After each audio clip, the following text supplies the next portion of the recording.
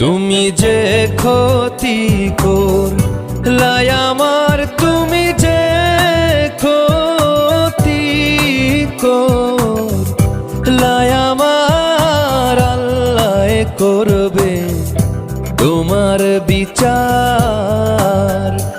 আমার আল্লাহ করবে তোমার বিচার।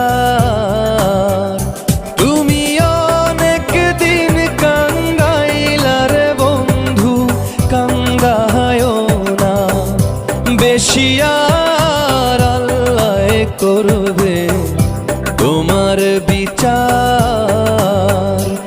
আমার আল্লাহ করবে তোমার বিচার।